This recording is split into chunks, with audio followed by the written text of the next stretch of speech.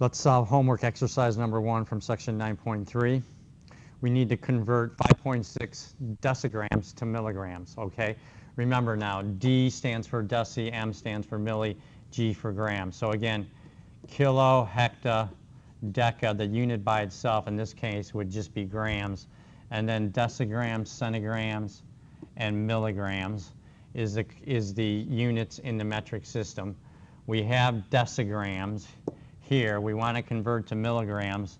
So we're going 2 units to the right, okay, which means, again, we're going to move the decimal to the right, which makes the number getting bigger, and because it's a smaller unit, so it makes sense. So 5.6, okay, the decimal is at point right there, so we're going to go 1, 2 places to the right, so we have to add a 0, so that would give us 560 milligrams, okay?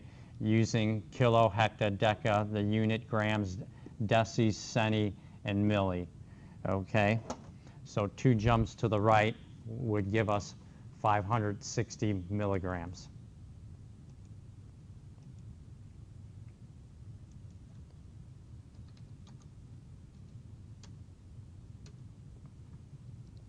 Okay, 780 milligrams to grams. Again, we have grams is the unit by itself. Then we have deci, centi, and milli. Okay, 1/10, 1/100th, 1/1000th, right? Okay, we're at milligrams, and we want to convert to grams, so we do 3 jumps to the right. Milligrams is over here. 1, 2, 3. I'm sorry. We start to the right. We go to the left. 1, 2, 3. So we're going to make the number smaller. So 780. It's a whole number. The decimal is at the end of the number there. So we go 1, 2, 3 jumps, and that would make it 0.780 after we move it 3 places to the left. So 780 milligrams would equal 0.780 grams. Again, using the metric conversion, just moving the decimal over according to the chart, okay, and we get 0.780.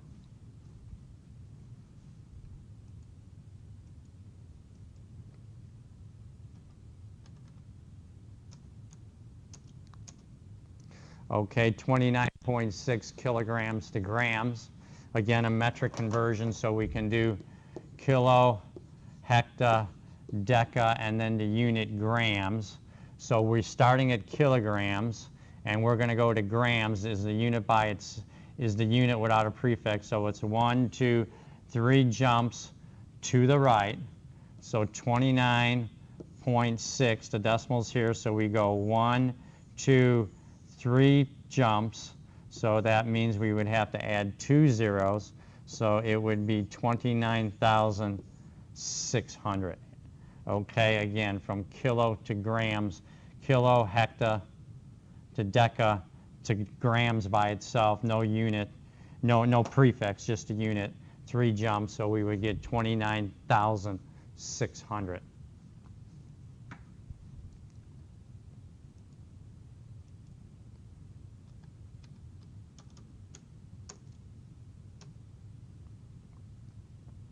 Okay, question number 4.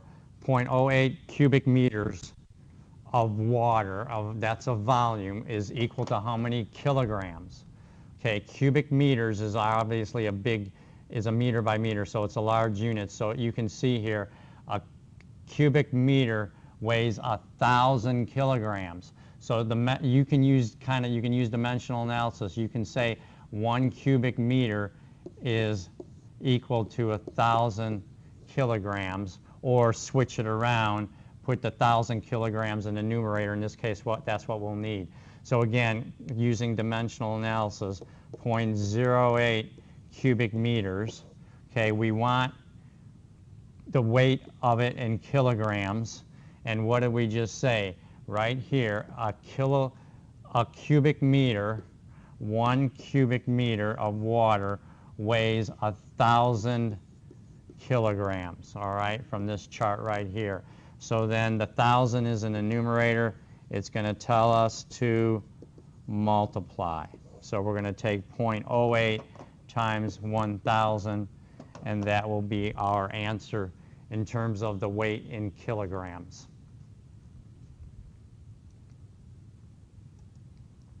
So the multiplication 0.08 times 1,000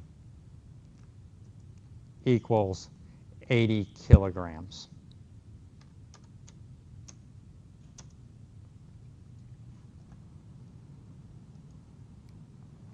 Okay. Question number 5, convert the given measurement to the unit indicated using table to the right. 3.9 kilograms is how many cubic centimeters, okay? So the weight of 3.9 kilograms, how much water in terms of cubic centimeters? Well, right here, 1 kilogram is the weight of the 1,000 cubic centimeters of water, okay? So that's what we can use. We can use 1,000 cubic centimeters as a conversion is equivalent to 1 kilogram. So now 3.9 kilograms. We want to convert to cubic centimeters. And again, 1,000 cubic centimeters of water weighs 1 kilogram. So the kilograms cancel, so we're going to multiply the thousands in the numerator, so we're going to multiply. And again, 3.9 times 1,000 is just going to be 3,900 cubic centimeters. So 3.9 kilograms would be equivalent to 3,900 cubic centimeters of water.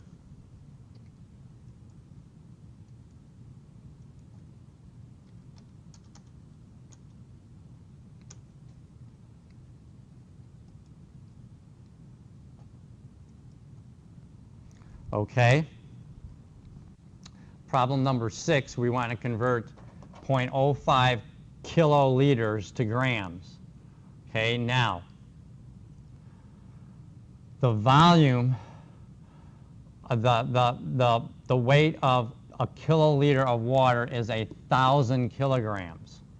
Okay, so we can use this. We can do 1,000 kilograms is equivalent to 1 kiloliter.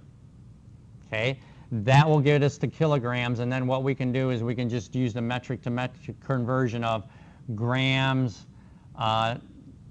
Then we could just use the kilograms to grams, which we'll do in a minute. But first, let's do this step. So 0.05 kiloliters.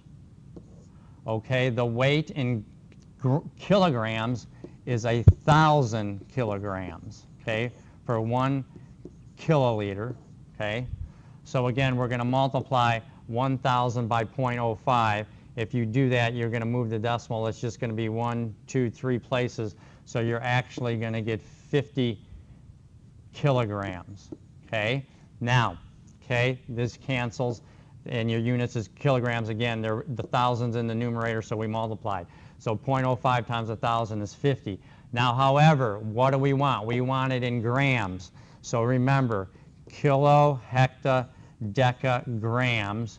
We're at kilograms, and we want to go 1, 2, 3 jumps to the right because we want grams with no prefix. So that way we're going to take 50 kilograms, 3 jumps to the right. The decimal's there, so 1, 2, 3.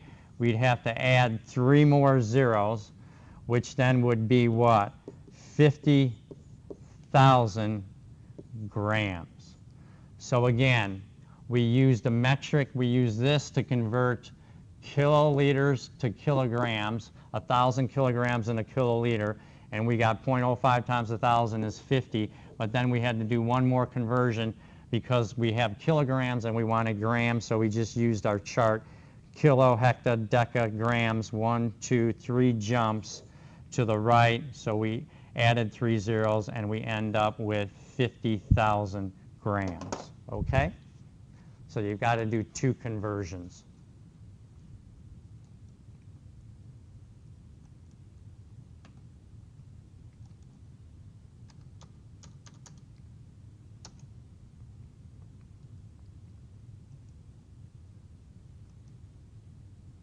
Okay, homework exercise number 7.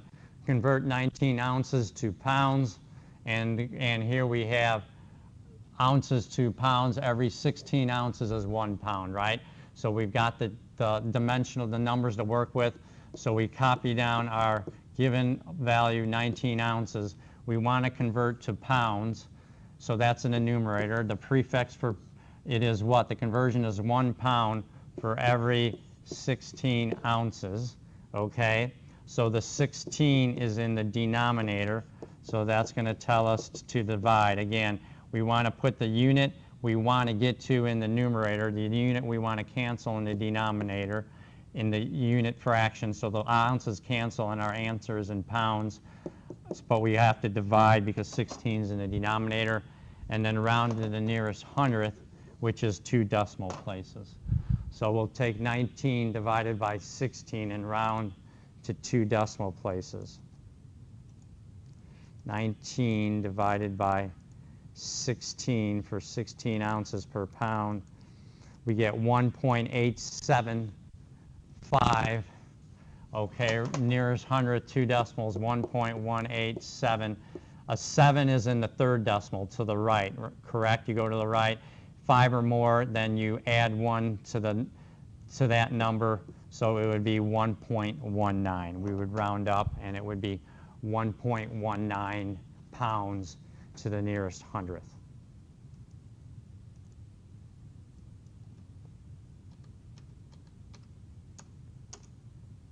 Okay, we're going to stop this session here at problem number 7. If you have any questions, send me an email at tsquares@hodges.edu or call me at 239-938-7805. Thank you.